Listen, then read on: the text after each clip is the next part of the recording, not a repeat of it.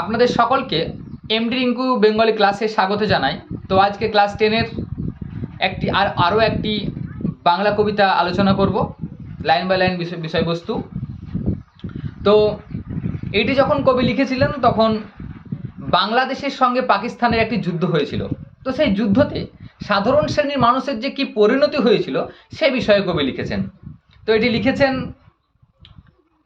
শঙ্খ ঘোষ। কবিতাটির নাম হচ্ছে আয় আরো বেঁধে বেঁধে থাকি। এটি লিখেছেন শঙ্খ ঘোষ।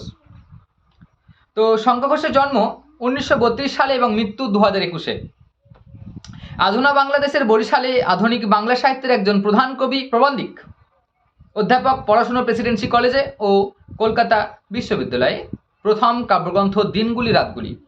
তো এবার আমরা লাইন বাই লাইন বিষয়বস্তু আলোচনা করি। আমাদের ডান পাশে ধস, আমাদের বায়ে গিরিখাদ, আমাদের মাথায় বোমারু। অর্থাৎ বলছে যে সাধারণ শ্রেণীর মানুষ, আমাদের ডান পাশে ধস অর্থাৎ ডান পাশে পা দিলে ধসে পড়ে যাব, আমাদের বাঁয়ে গিরিখাদ এবং বাঁ দিকে পা দিলে গিরিখাতে তলিয়ে যাব, আমাদের মাথায় বোমারু এবং আমাদের মাথাতে বোমারু। বোমারু কথার অর্থ হচ্ছে ফাইটার প্লেন, যেগুলো প্লেনগুলো উঠতে উঠতে যেগুলোতে বোম মারে না, সেই প্লেন কথা বলা হয়েছে। আমাদের মাথায় বোমারু। তো কবি বলছেন আমাদের ডান পাশে ধস, আমাদের বাঁয়ে গিরিখাদ, আমাদের মাথায় বোমারু। না ডান দিকে পা দিতে পারছি ধসে পড়ে যাব, না বাঁ দিকে পা দিতে পারছি গিরিখাতে তলিয়ে যাব, না একটু সরে লড়ে যেতে পারছি, না হলে বোমারুতে বম মেরে দেবে। পায়ে পায়ে হিমানির বাঁধ এবং পায়ে পায়ে আমাদের হিমানির বাঁধ। আমাদের যে পায়ে পায়ে সেটা হচ্ছে হিমানির বাঁধ। হিমানি কথার অর্থ হচ্ছে বরফ।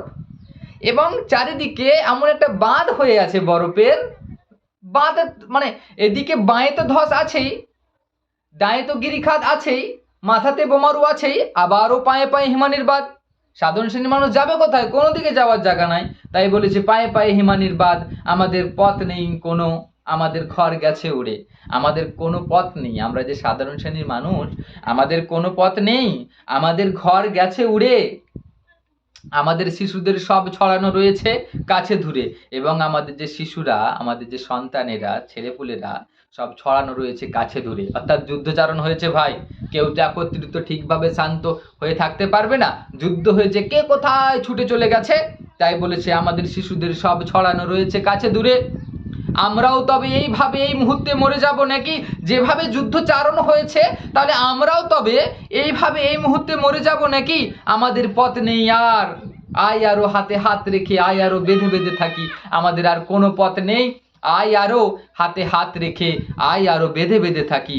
আমাদের ইতিহাস নেই অথবা এমনই ইতিহাস। আমরা তো সাধারণ শ্রেণীর মানুষের ভাই, আমাদের কি ইতিহাস থাকবে? থাকবে না তো। ইতিহাস কার থাকবে? কোটিপতির থাকবে, বড় লোকের থাকবে।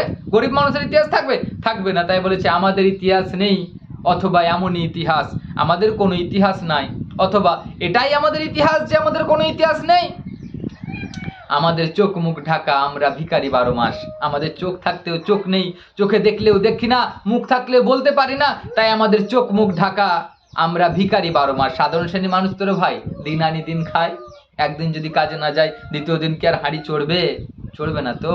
তাই বলেছে আমাদের চোখ মুখ ঢাকা, আমরা ভিখারি 12 মাস। পৃথিবী, এবার দেখো কি বলছে, পৃথিবী হয়তো বেঁচে আছে, পৃথিবী হয়তো গেছে মরে। এই যে যুদ্ধচারণ হচ্ছে, এতটা বোমাবাজি চলছে, এতটা যুদ্ধ ভয়ঙ্কর ভাবে তীব্র আকার ধারণ করেছে, তা এতে কি পৃথিবীটা বেঁচে আছে? কবি বলছেন পৃথিবীটা কি বেঁচে আছে, না পৃথিবীটা হয়তো গেছে মরে? আমাদের কথা কে বা জানে? এই যে আমরা সাধারণ শ্রেণীর মানুষ, এই যে আমরা এত কষ্ট করে জীবনযাপন করি, এত কষ্ট করে নিজের সংসারটাকে চালাই, তা আমাদের কথা কে বা জানে? আমরা ফিরছি দৌড়ে দৌড়ে, অর্থাৎ আমরা ফিরছি লোকের দরজায় দরজায়, আমরা ফিরছি দৌড়ে দৌড়ে। কিছু কোথাও যদি নেই বাকি, তবু তো কজন আছি বাকি। যদিও বা কোথাও কিছু বাকি নেই, তবু তো কজন আছি বাকি, এখনো বেঁচে আছি কতজন। আয় আরো হাতে হাত রেখে, আয় আরো বেঁধে বেঁধে থাকি। অর্থাৎ আমরা একটি গল্প শুনেছিলাম আমাদের একজন শিক্ষক মশাইয়ের মুখে, যে একজন শিক্ষক ছিলেন, যে তার 5টি ছাত্র ছিল, সকলকে একটা একটি করে ছড়ি দিয়েছিল। তো ছড়িগুলো সবাই ভেঙে দিয়েছিল। যখন শিক্ষক মশাই ছড়িগুলোকে একত্রিত করে সকলের হাতে দিয়েছিল, তখন কেউ ভাঙতে পারেনি। তাই কবি একটি বার্তা দিয়েছেন যে যে কজন আছো বাকি, বা আমরা যে কজন বেঁচে আছি, সবাই একসঙ্গে হও হাতে হাত রেখে, এবং আয় আরো বেঁধে বেঁধে থাকি। ভাই ক্লাসটা যদি ভালো লেগে থাকে সাবস্ক্রাইব করে দিও, কমেন্ট করে দিও, শেয়ার করে দিও। ধন্যবাদ।